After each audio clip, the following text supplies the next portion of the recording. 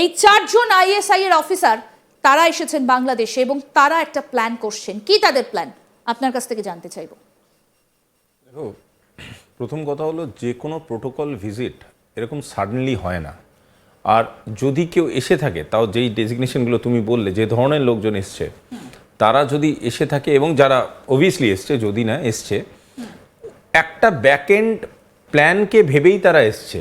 কোনো একটা strategy level 2-তে যাচ্ছে, সেই জিনিসটাকে কনফার্ম বা অ্যাফার্ম করতেই তারা কিন্তু বাংলাদেশে এসছে। আমি একটা ছোট্ট কথা সংযোজন করি। অফিশিয়াল সূত্র বলছে তারা নাকি শপিং করতে এসেছে পাকিস্তান থেকে বাংলাদেশে। কি শপিং করতে? মেবি স্ট্র্যাটেজি শপিংও হয় আজকালকার দিনে।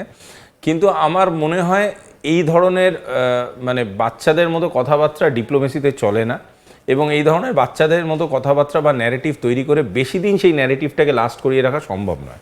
সুতরাং শপিং করতে আসাটাকে please chuck it off in the first day. মানে এ ধরনের কথাবার্তা ছোট ছোট দেশে কিছুদিন চলতে পারে অনলাইনে, আদারওয়াইজ এগুলো কোনো ভ্যালু নেই।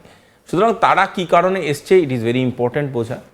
দ্বিতীয় হচ্ছে এই টাইম লাইনটা বোঝার, যে বাংলাদেশ আর্মি টপ লোকরা গেল পাকিস্তানে, তার কিছুদিন বাদেই ফলো আপে তারা এলো, এবং তারা যে এলো এখানে, এই যে এসে একটা শপিংয়ের ন্যারেটিভ তৈরি করছে। একটা জিনিস জেনে রাখো, কোনো দিন কোনো মুভমেন্ট, কোনো এজেন্সি বা কোনো ডিউরিং এ কনফ্লিক্ট টাইম বিশেষ করে এমনি করে না। এমনি বলে কোনো জাস্ট লাইক দ্যাট বলে কোনো এজেন্সি ওয়ারফেয়ারে কোনো এরকম কোনো ওয়ার্ড নেই। সুতরাং এভরিথিং হ্যাজ এ পারপাস। এবার এই পারপাসটাকে কীভাবে তারা রিপ্রেজেন্ট করবে, that's a different thing. But ওরা যে এসছে, আমি অ্যাসিওর করে বলতে পারি there is a purpose and there is a strategy behind it. Maybe তাদের একটা ফলো আপ ডিসকাশন হয়ে গেছে, এটা লেভেল 2 ডিসকাশনের জন্য তারা এসছে। অনেক সময় যেটাকে বলা হয় প্ল্যান স্টেজ 1, তারপর হচ্ছে কনফার্মেশন, তারপর হচ্ছে এক্সিকিউশন। মানে একটা প্ল্যান করলাম, সেই প্ল্যানটা কি হবে কনফার্ম করলাম, কারণ একটা প্ল্যানকে কনফার্ম করার আগে বহু রকমের স্টেজেস আছে। তার মধ্যে হচ্ছে প্ল্যানিং কনফার্মেশন, অ্যালগোরিদম কনফার্মেশন, তার যে রিলেটেড ফান্ডিং যদি কিছু লাগে, অবভিয়াসলি লাগে সব জিনিসেই, তো সেই ফান্ডিং কনফার্মেশন, সেই ফান্ডিং রিসিভ হয়েছে কিনা তার কনফার্মেশন, তারপরে হচ্ছে এক্সিকিউশন। এক্সিকিউশন মানে কি, কাজটাকে আমি এক্সিকিউট করলাম। কথা বোঝাতে পারছি আমি? So this is how we do, I mean people do this kind of task. So how এই লোকগুলো যখন এসছে, নিশ্চয়ই জেনে রাখো এরা আগে থেকেই জানে কার কার সাথে মিট করবে, কোথায় মিট করবে, তার কি কি সিকিউরিটি প্রোটোকলস, তার কি কি এজেন্ডা অফ ডিসকাশন। সুতরাং এই শপিংয়ের গল্প দিয়ে লাভ নেই। সো এরা এসছে ভেবেচিন্তেই এসছে, এবং এটা নির্দিষ্ট কোনো কারণেই এসছে।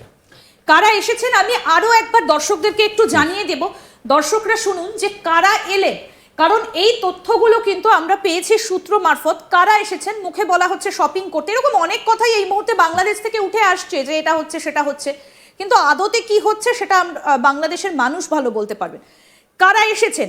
যারা এসেছেন, এলটি জেনারেল মোহাম্মদ আসিম মালিক, পিপি নাম্বার DN 1853599 পাকিস্তান। এই পিপি নাম্বারটা হচ্ছে একটা নির্দিষ্ট রেজিস্ট্রেশন নাম্বার থাকে আর্মির, সেটা হচ্ছে এই নাম্বারটা, ডিজি অফ ISI পাকিস্তান, এটা হচ্ছে তার ডেজিগনেশন। ভাবতে পারছেন, ডিজি ডেপুটি জেনারেল র্যাঙ্কের একজন মানুষ অন্য একটা দেশে যখন যাচ্ছেন, তখন তাহলে কি প্ল্যান সেটা বোঝাই যায়। প্রবাবলি ডিরেক্টর জেনারেল হবে, ডিরেক্টর জেনারেল বা আচ্ছা।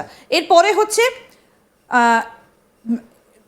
MAJ, এইটার ডেজিগনেশনটার মানে কি? Magistrate general. MAJ major general Shahid Amir Afsar, তিনি এসেছেন। মানে মেজর জেনারেল, বুঝতে পারছেন মানে মেজর কখন ইউজ করা হয়, কত বড় র্যাঙ্ক এটা একটা, আমরা সবাই জানি। তার রেজিস্ট্রেশন নাম্বারটা বলি, পিপি নাম্বারটা হচ্ছে LL 1510010 Pakistan. Director general of analysis DGA, ভাবুন ডেজিগনেশনটা। মেজর জেনারেল মিস্টার আলম আমির আওয়ান, তার রেজিস্ট্রেশন নাম্বারটা বলি, মানে পিপি নাম্বারটা AP 1608918 Pakistan. Director general of SOI and administration DGS&A। তারপরে 4 নম্বর ব্যক্তি মুহাম্মদ উসমান জতিফ, পিপি নাম্বার CB 8485684 পাকিস্তান।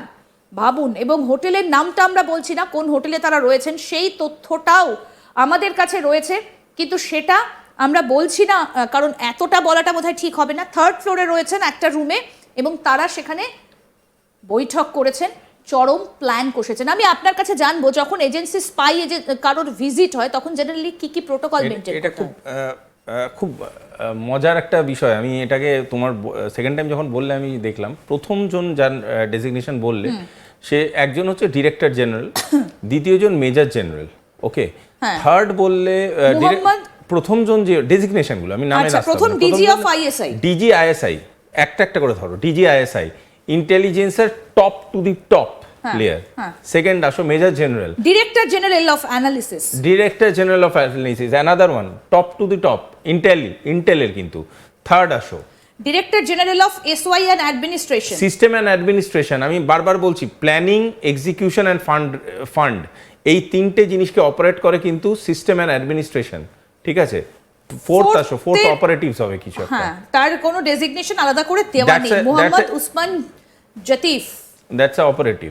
এবার এইটা একদম মানে একদম ছক কষে আসা, প্ল্যান্ড আসা এবং কিছু ডিসিশন মেকিং এর জায়গা আছে। মানে যে যে ধরনের তারা মিটিং করবে, মিট করছে বা যে যে ধরনের লোকেদের সাথে মিশছে, আমি আর পরিষ্কারভাবে বোঝা যেতে পারে যে এই মিটিংগুলোর পিছনে কোনো একটা প্রপার স্ট্র্যাটেজিক ডিসকাশন আছে, যেই ডিসকাশনে এই জিনিসগুলোকে একসাথে সবাইকে একসাথে কাজে লাগে। বোঝার চেষ্টা করো, যখন একটা বাড়িতে ফুলের লোক আসে, কেটারিংয়ের লোক আসে, ঠাকুরমশাই আসে, তখন সেই বাড়িতে বিয়ে বা কোনো একটা অনুষ্ঠান লাগছে, এটা পাড়ার লোক বুঝে যায়। সুতরাং একই টাইপের যখন প্যাটার্ন বারবার রিপিট হয়, তখন কিন্তু সেটা প্রোটোকলে পরিণত হয়।